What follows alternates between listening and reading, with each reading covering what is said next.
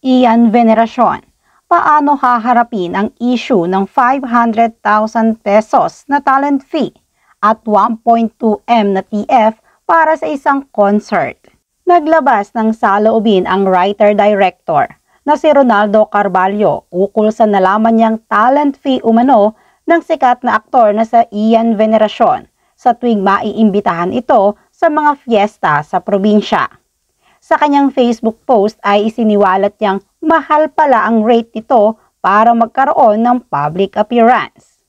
Anya, requested siya si Ian Veneracion kaya kinukuha siya ng Tarlac Festival to be held on last Sunday of January 2024. Sasakay siya sa float at ipaparada siya sa bayan ng Tarlac City.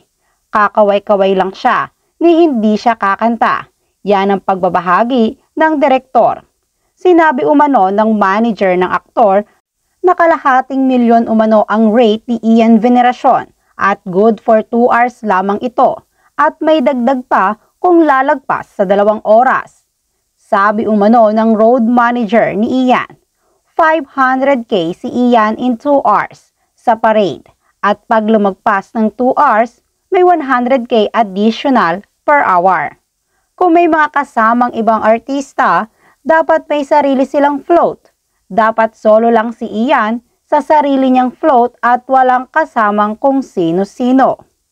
Pagbabahagi pa ng writer-director, dapat umano ay magkakaroon ng 50% down payment kapag nagpirmahan na ng kontrata sa pagitan ng mga producers at ni Ian Veneracion. At dapat umano ay fully paid na si Ian bago pa ito sumampa ng kanyang float.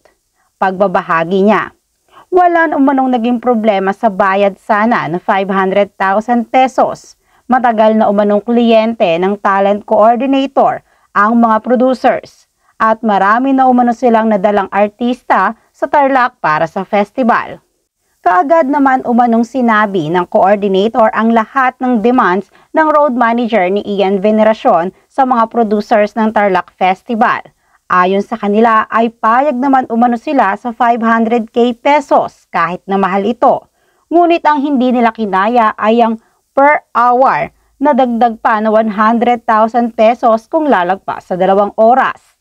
Dahil dito ay hindi na umano kinuha ng mga producers at ng talent coordinator si Ian Veneracion dahil napakamahal umano ng TF nito. Matapos mag-trending ng tungkol sa TF ni Ian Veneracion ay naglabas muli ng isa pang ebidensya o resibo si Ronaldo Carvalho tungkol sa umano'y napakataas na rate ni Ian Veneracion. May nagmensahe umano sa kanya through Facebook na nagsasabi na nais sanang kuhanin si Ian ngunit umaabot pa ito ng 1.2 million pesos dahil ito umano ang kanyang naging TF sa kanyang naging concert sa Leyte. Ngunit nababaan ito ng hanggang 950,000 pesos for charity.